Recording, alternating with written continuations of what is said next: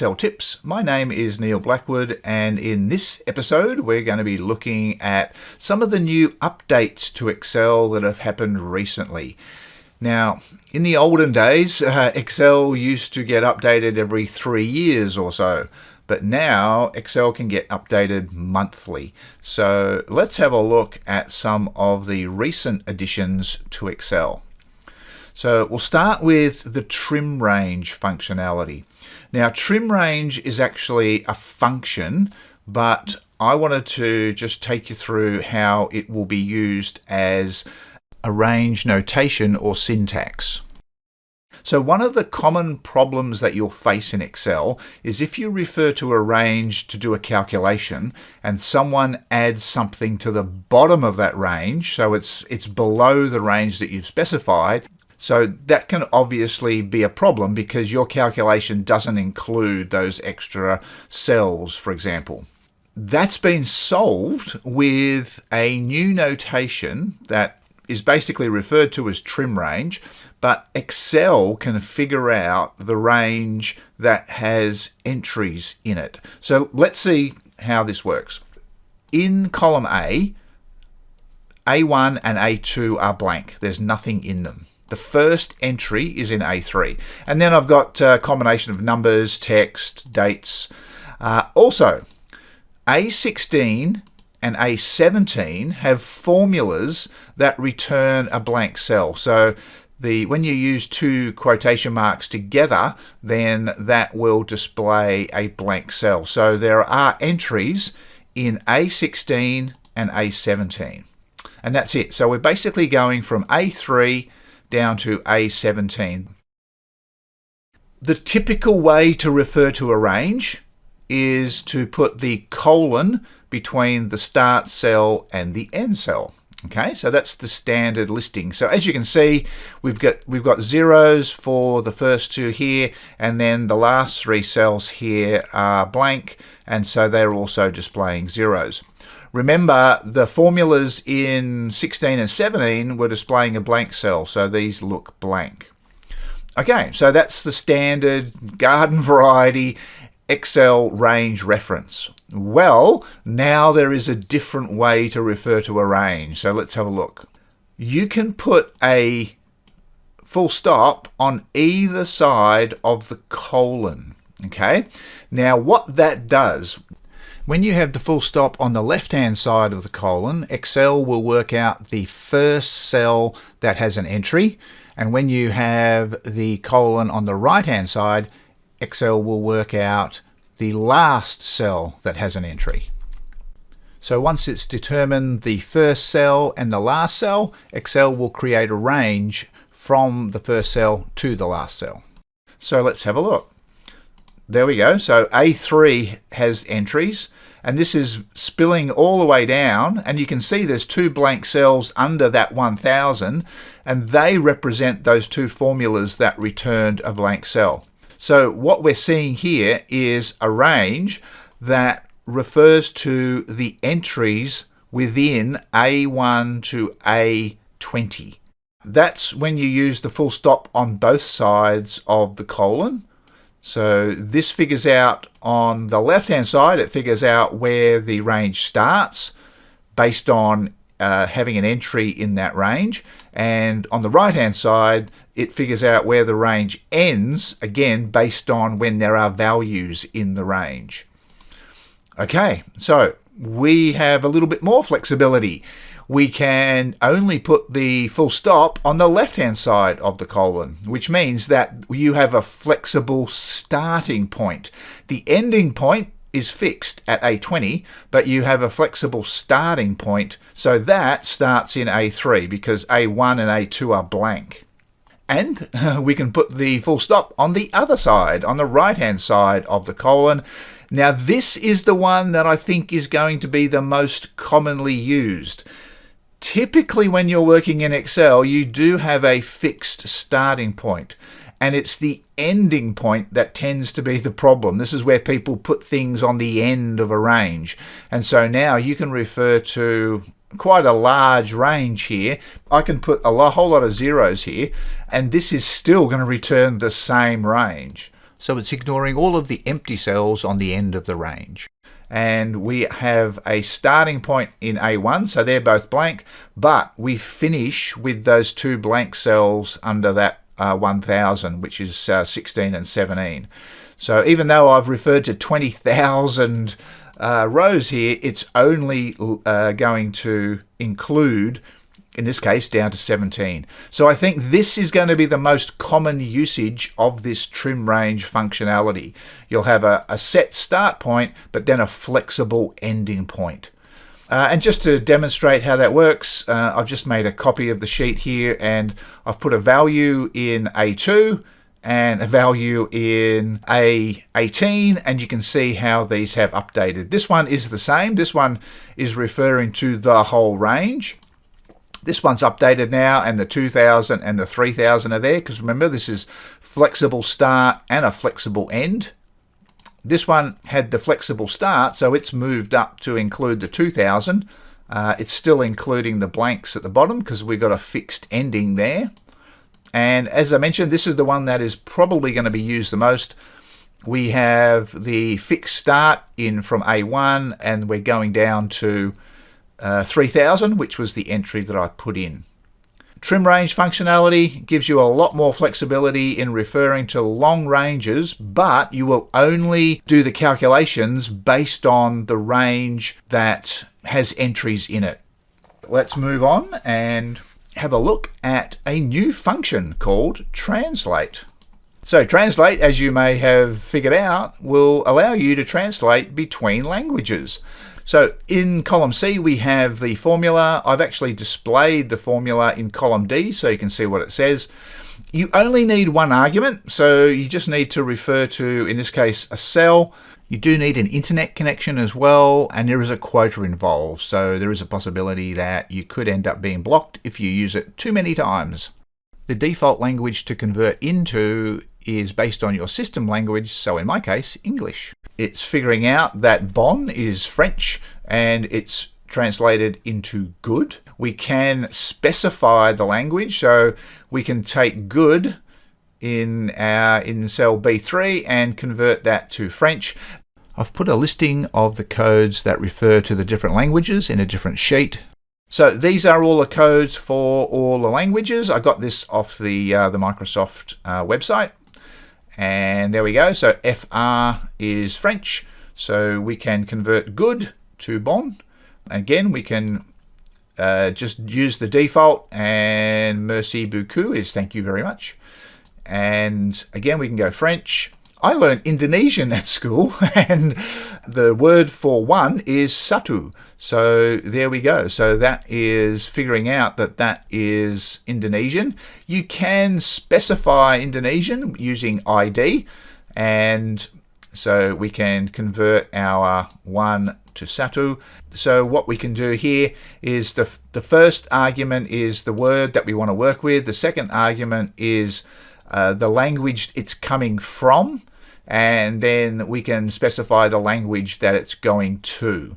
Those last two are optional, but you can specify them. Okay, pivot tables. In Excel, you can create a pivot table based on what this is a formatted table, and so I can create a pivot table by going insert, pivot, and TBL sales was the formatted table. And just what I wanted to show you is a change. So let's say I put the product name in the rows and I put the amount in the values. Notice that there's no format there.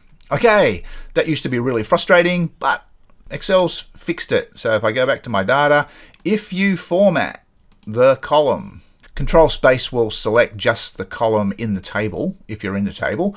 And what I'm going to do is I'm going to apply a format of number without any decimals. Okay, so that's the format that I've applied. So after I've formatted the table, I can go back here and I'm just going to refresh the data. Now it doesn't affect this format, but if I now create a new pivot table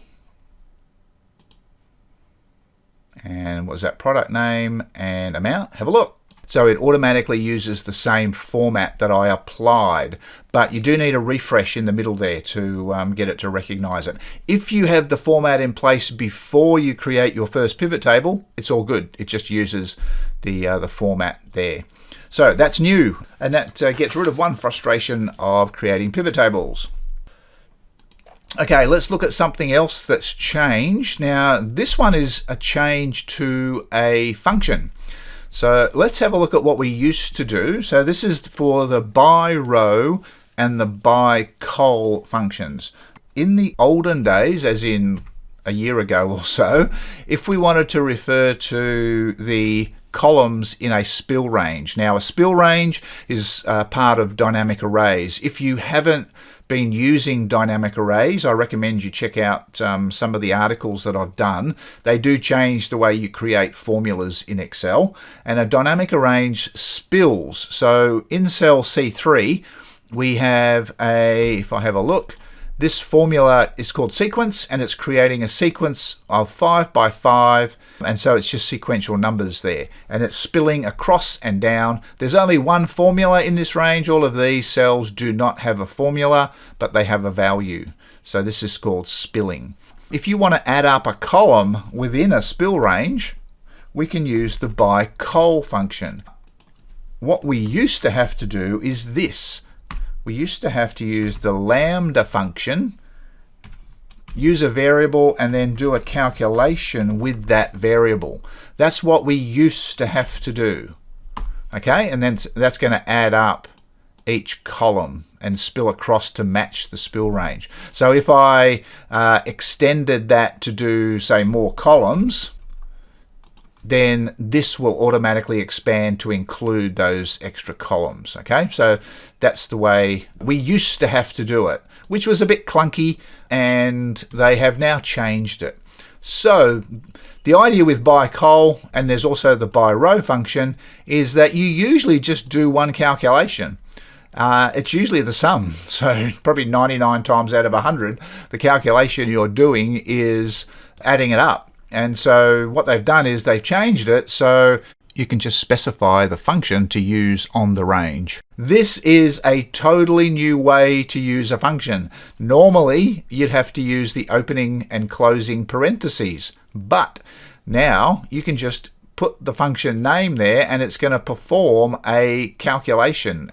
If I change both of these, so if I go 10 by 10, you'll see that both of these, BYROW and BYCOL, both expand to include it.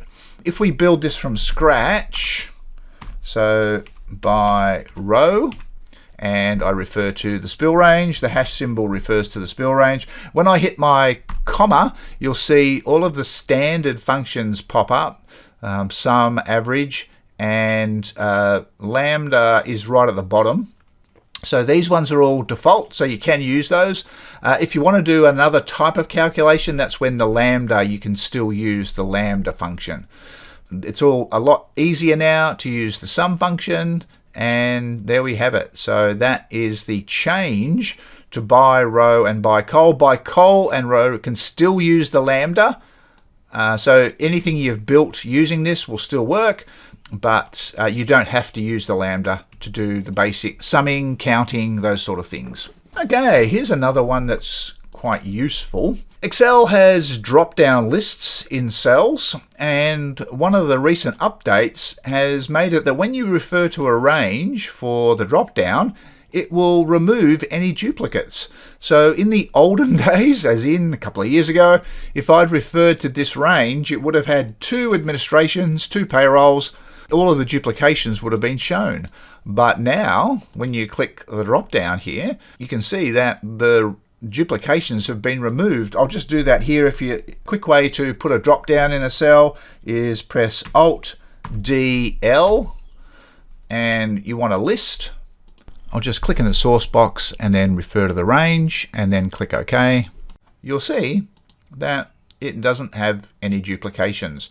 So that is an update to the drop downs there. So you don't have to worry about having the duplicates in there. Something else that's updated here as well is that if you start typing, So if I start, let's say I type a P, you'll see the drop down here now has only payroll and production.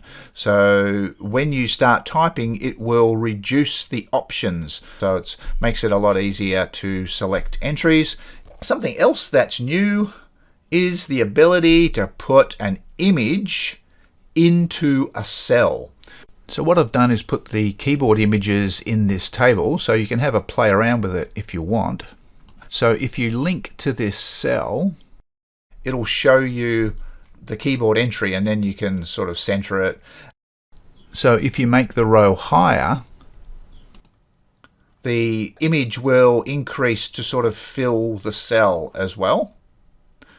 And the way to do it, I'm going to capture something on my screen here. Let's say we want to capture the good old auto sum. So I'm going to copy that. If I right click on a cell, there is a new option. This one here, it says paste picture in cell. And so there we go. So there is our auto sum. And again, if you link to it, it'll show you the image in the cell.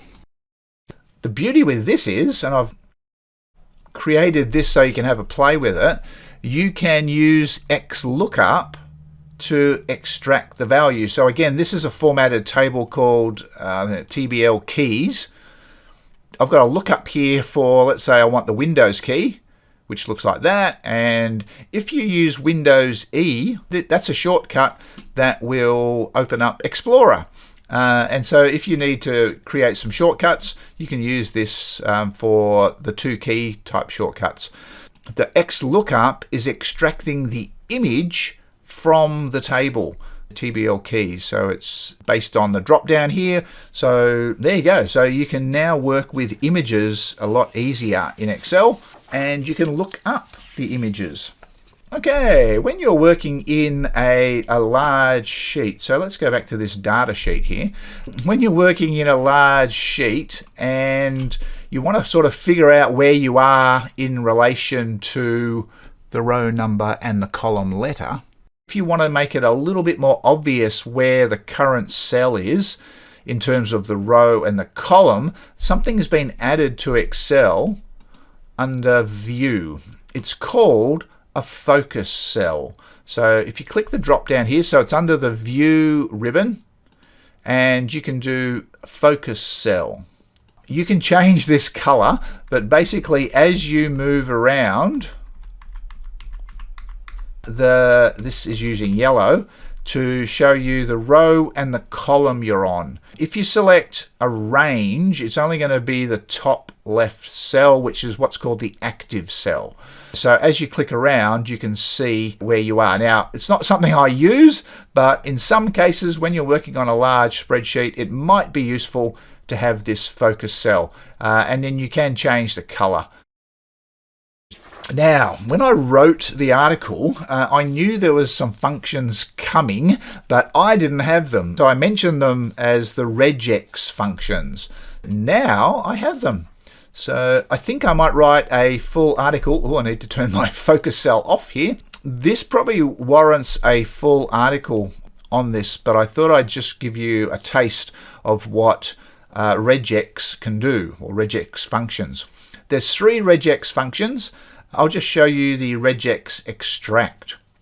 Now, a common thing in Excel is to split up the text and to use a formula to do that. Now, normally when that's the case, you need some sort of what's called a delimiter. So some character that separates the first name and the last name.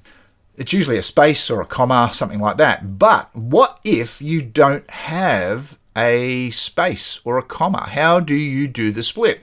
Now, up till now, it's pretty much been impossible to do that. You could use something called flash fill. That might work, but that's not a formula. This is a formula. So here we go. The REGEXEXTRACT function allows you to extract based on a pattern. Within the quotation marks, you need to set up what's called a pattern. And that pattern is then passed over the text to return whatever the pattern is defining. So in this case, the pattern is saying, I want a single capital letter followed by multiple lowercase letters, and the plus on the end means multiple. And so that's the pattern. And so as you can see here, it's figured out that there's a capital J followed by 3 lowercase letters, and it starts from the beginning of the text. We can use the same formula, we just need to add a code to the end to instruct it to start from the right hand side, and that code is the $.